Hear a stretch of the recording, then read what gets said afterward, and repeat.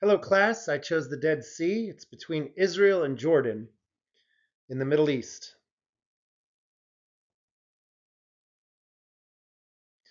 Some key facts about the Dead Sea.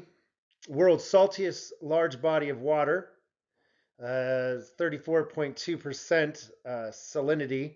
It's one of the saltiest large bodies of water globally, roughly 9 to 10 times saltier than the ocean. Extremely dense water creates effortless floating. So it's just the high salt content increases the water's density, making it easy to float. Lowest point on the Earth's surface, about 1,410 feet below sea level, the lowest exposed elevation, land elevation on Earth. So the Dead Sea transformed the DST and plate tectonics. It is located along the boundary between the Arabian Plate and the Sinai Plate. Function as a left lateral or sinistral transform fault system.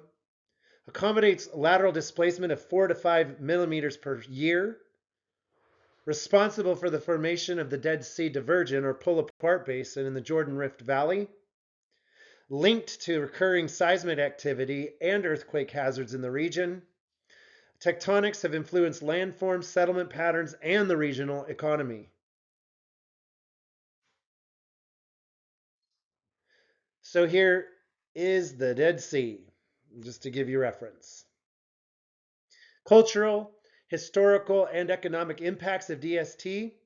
Mineral-rich deposits, salt, potash, bitumen, shaped ancient trades and industry. Historically used in mummification, medicine, and commerce. Modern importance of tourism, health resorts, and mineral extraction. Seismic risk from the Dead Sea transform affects infrastructure and urban planning. A regional history of earthquake destruction, e.g. ancient cities, 1995 Aqaba quake.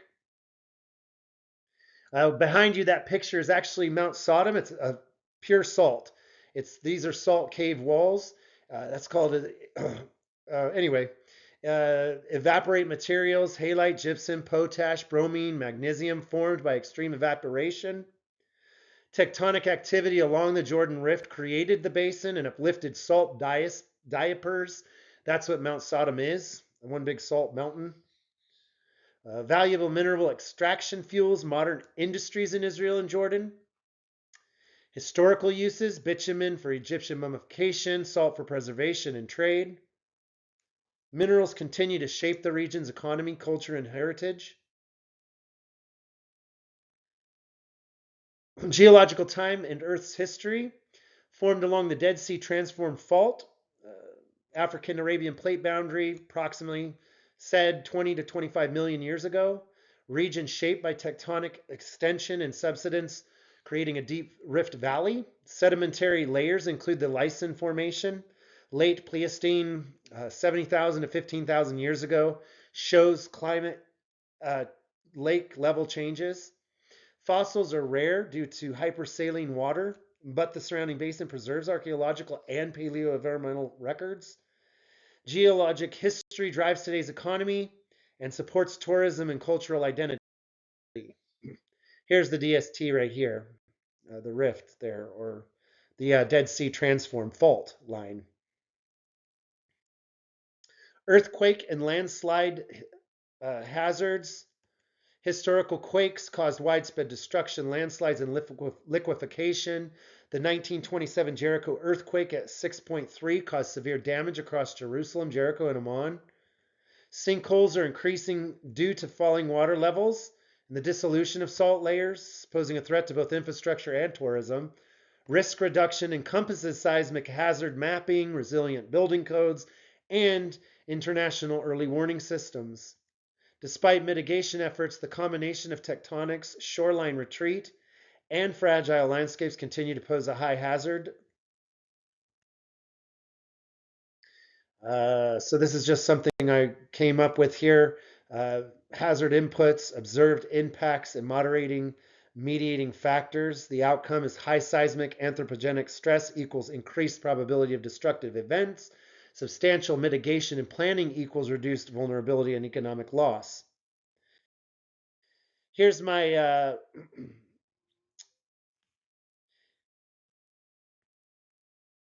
So here's a graph here that shows, this slide shows the relationship between EM31 conductivity and sediment thickness in two stretches of the Dead Sea region.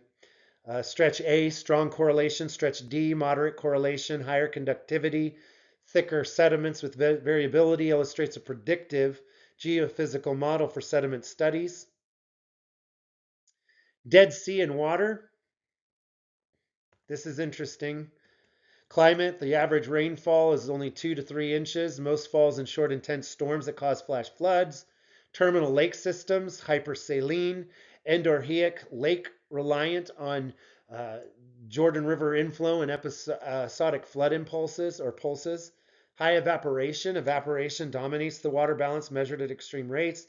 Declining levels, the diversion of inflows leads to rapid drop in lake levels, destabilizing groundwater and forming sinkholes. And then economic role, again, I've said this before, but in industrial evaporation ponds and mineral extraction remain central to the region's economy. And here's one of those real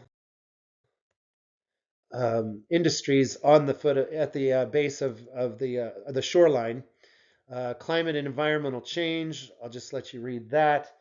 Um, Natural resources, they're key and should be extracted, but at a very monitored pace and definitely with guidelines and restrictions.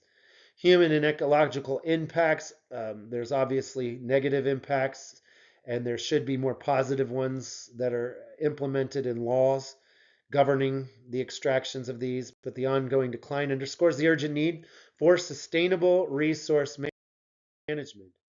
And that's the Dead Sea. Shalom and thank you very much. And thank you for this class, Professor. I enjoyed it very much. And here's my references.